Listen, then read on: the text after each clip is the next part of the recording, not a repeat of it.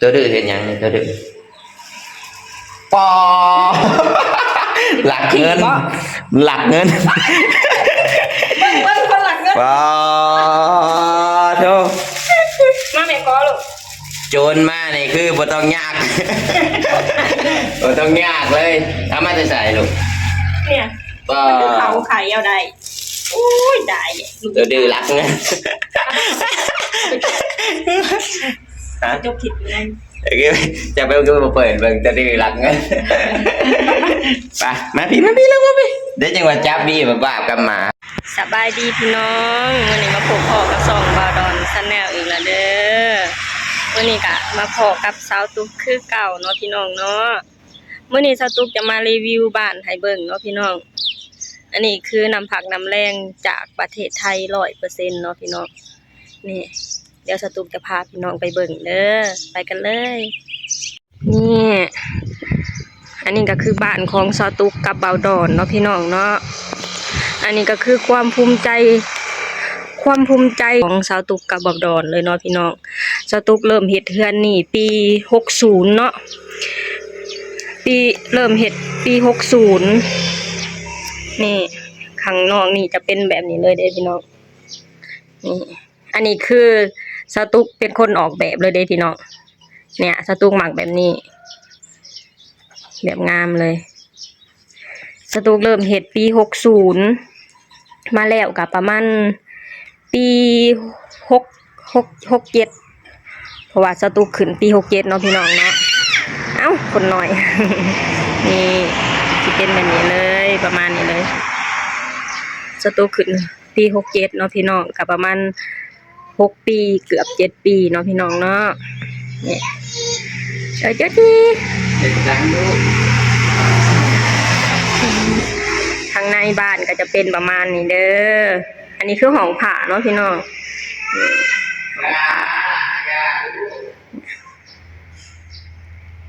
เป็นประมาณนี้เลยไอเฮือนของสตุ๊กนี่สตุ๊กจะเน้นของไทยนะพี่น้องกระเบื้องนี่คือของไทยเลยจะรู้นี่ของไทยแต่นี่ของเวียดเด้อพี่น้องของเวียดเพราะว่าคนไทยมันมีนั่นบ่อ๋อกะโลแอลนี่ของเวียดเนาะพี่น้องของเวียดอยู่บ้านเฮานี่อันของอยู่ประเทศลาวนี่กะโลแอลนี่ของไทยบ่มีเนาะพี่น้องเนาะนี่แต่ว่ามันเป็นของกีฬาเป็นสไตล์หินอ่อนแต่มันกีฬานี่อันนี้ก็ของไทยเนาะกะโลเฮานี่เนาะหนาเท่าใดหนา60นี่บ้านสตุ๊กกับบาวดอนนี่จะเน้นของไทยเนาะพี่น้องนอกจากแบบว่าของที่เอามาจากไทยบ่ได้แล้วสตุ๊กจะสั่งมาจากซื้ออยู่ในบ้านเนาะพี่น้องเนาะดอกไผ่นี่เฮาซื้อเท่าใดนะนี่ดอกใหญ่นี่1,800ดอกไผ่นี่สตุ๊กกับบาวดอนซื้อ1,800เนาะพี่น้องเนาะก็งามอยู่เด้นี่บ้านของสตุ๊กนี่จะเน้นของไทยเนาะนี่ไอ้นี่กะทีวีนี่กะของไทยเนาะพี่น้องเนาะอันนี้เอามาจากประเทศไทยเลยเด้ซื้อมากัน11 ปีซื้อแต่ปี2000อะไรประมาณนี้จำบ่ได้เฮาไปปีที่3นะปีที่3ปีที่3ซื้อประมาณปีซื้อทีวีกันนี่ซื้อมาจนได้ประมาณนั้นนะทีวีแล้วก็มีผักนี่อันนี้เสาพี่น้องเสาแต่งนี่สตุ๊กแต่งไปเสาละ 2,000 บาทเนาะพี่น้องเนาะนี่อันนั้นเพื่อนหลังนี่สตุ๊กหมดไปสตุ๊กเฮ็ดนี่อยู่ในราคา1,300,000 กว่าบาทเนาะพี่น้องเนาะแล้วก็ไอ้สตุ๊กเบิดขาสร้างไปนี่200,000 กว่าเนาะพี่น้องแต่อันสตุ๊กเบิดไปขาตกแต่งรวมทั้งเบิดทั้งเสาทั้งอันหน้าต่างหรือว่าประตูใหญ่นี่สตุ๊กเบิดไป56,500 กว่าบาทเนาะพี่น้องนี่ก็จะได้ประมาณนี้เนาะ แต่ว่าค่าสร้างนี่พอของสตุกเฮ็ดเองเนาะพี่น้องมันก็เลยบ่ค่อยแพงปานใดมันตกอยู่200,000 กว่าบาทเนาะถ้าหากว่าจ้างคนอื่นนี่ก็มันก็สิแพงกว่านี้เนาะพี่น้องอันนี้พอของสตุกเฮ็ดเองมันก็เลยบ่ค่อยแพงปานใดเนาะพี่น้องแต่ว่า200,000นี่ถือว่าค่อนข้างแพงอยู่เด้สำหรับการหาสำหรับแรงงานเฮ็ดงานวันละ300 กว่าบาทเนาะพี่น้องก็ ตัดลมตัวเก่ง11 ปีพี่น้องเลย เอามาจากไทยเลยเด้พี่น้องบ่ยอมปะแหม ตายเลยเพราะว่าสู่กับมันมาเรียกว่าเป็นหลายปีนะ อันนี้พัดลมมูลพัดลมมั่งเลยไหมพี่น้อง เลยบอกว่าอยู่กับมันมา11 ปีทุกอย่างคือกูเห็นมันแล้วก็คิดฮอด นี่มานี่เด้อพี่น้อง อันนี้ก็เป็นห้องนอนเนาะอันผ้าที่แขวนไว้น่ะ ไอ้กันแอร์ออกเนาะพี่น้อง กันแอร์ออกตอนนี้กันกำลังอันจะสั่งมาจากประเทศไทยเดี๋ยวน้องมาสงกรานต์จะให้เพิ่นถือมาให้เนาะพี่น้องผ้าม่านนี่ก็เอามาจากไทยเด้พี่น้องทุกอย่างคือไทยเบิดแหมนี่อันนี้เปิดไฟนี่ตู้อันนี้ก็จากประเทศไทยนะพี่น้องเอามาจากไทยเลยจับดูค่ะมันแน่น เด้อเนี่ย คำว่าประเทศไทยนี่คือแบบว่า ดีทุกอย่าง ดีทุกอย่างแล้วก็ไปครอบครัวของอันเซาตุกนี่จะมั่นใจกับของไทยเนาะพี่น้องเนาะอันนี้ก็เอามาจากไทยเซาตุกซื้อจักปีแล้วครับประมาณ7 ปีเนาะ 7 ปี อันนี้เป็นราคา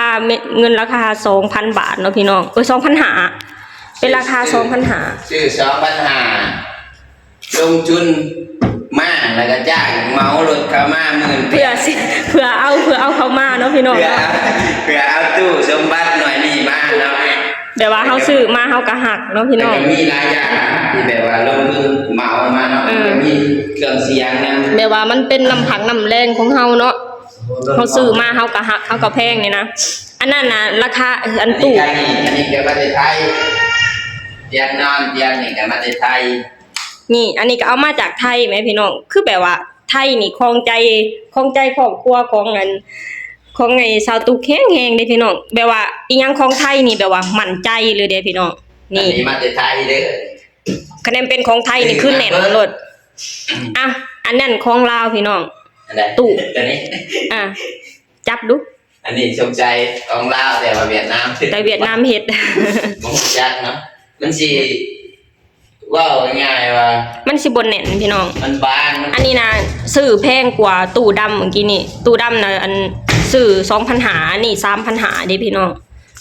คุณภาพก็ต่างกันลิบหรี่เลยไหมขนาดไม่อันนี้ก็ยังอัดอันว่าเบอร์แซงจะไม่เรื่อยเบิ่งนะอันนี้ก็คือน้ำผักน้ำแรงที่ได้มาจากประเทศไทยเนาะพี่น้องถ้าหากบ่มีประเทศไทยนี่ก็บ่ฮู้ว่าซาตุกกับบ่ดอนน่ะจะมีทุกมื้อนี้หรือบ่เนาะพี่น้องมียังไอ้เนาะเพราะว่าเพื่อสิหาเงินได้ซ้ำนี่เนาะแต่หาอยู่บ้านเฮาก็พอจะได้อยู่ได้กินเนาะแม่นแต่พอได้ไปอยู่ไทยเนาะก็ขอบคุณประเทศไทยเนาะที่เฮ็ดให้บ่ดอนกับซาตุกมีเรือนแล้วก็มีบ้านเนาะแต่ที่สำคัญก็คือประหยัดเอาพี่น้องประหยัดอดทุกคนค่าแรง300 กว่าบาทคือกันพี่น้องอยู่ที่การใช้ชีวิตแล้วก็อยู่ที่การประหยัดว่าเฮาสิกินจำใดเฮาสิเก็บจำใดแบบนี้แม่ถ้าเกิดว่าเฮาไปนำแสงสีก็คือจบพี่น้องเลยแบบว่าอันมันขึ้นกับคนนำเด้พี่น้องถ้าหากว่าไปหมดอันแบบว่าไปทำงานอยู่เมืองไทยหรือไปไสกับอันก็แล้วแต่น่ะถ้าหากว่าคนเฮาบ่ประหยัดกับมันก็บ่ได้บ่มีคือเก่าเนาะพี่น้องแบบว่าคนที่บ่ประหยัดก็แบบว่าไปหาเงินแล้วได้เงินหลายได้เงินเป็นก้อนนะเขาเจ้าแบบว่าจะใช้จ่ายฟุ่มเฟือยก็บ่ได้เป็นคนแบบว่าตื่นเงินเนาะเป็นเงินแล้วก็ใช้ไปแบบบ่มีจุดหมายเนาะส่วนหลายก็สิเป็นแบบนั้นอันนี้อันเซาตุกกับบ่ดอนนี่สู่ทุกอย่างเลยพี่น้องไปประเทศไทยนี่คือแบบว่าเอาทุกอย่างนะพี่น้องงานเมาว่าเอาง่ายๆมื้อนึงนอน5 ชั่วโมงบางทีก็นอน4 ชั่วโมงเนาะมีงานเมาเฮ็ดก็เฮ็ดงานเมาเฮ็ดทุกอย่างเนาะเฮ็ดแบบ มีความสุขนะพี่น้องเฮาเมื่อยก็แม่นเฮาบ่ได้รับบ่ได้นอนก็แม่นแต่ว่าเฮาได้เงินแล้วเฮามีความสุขนะพี่น้องอันนี้ก็คือได้จากประเทศไทยเนาะพี่น้องเนาะนี่แบบว่าครอบครัวของสตุกนี่มีความภูมิใจเนาะพี่น้องที่ได้ไปทำงานอยู่ประเทศไทยเนาะถ้าหากว่าย้อนเวลาไปอีกเทื่อนึงน่ะสตุกก็ยังสิเลือกไปทำงานอยู่ไทยเนาะพี่น้องเพราะว่าเมืองไทยนี่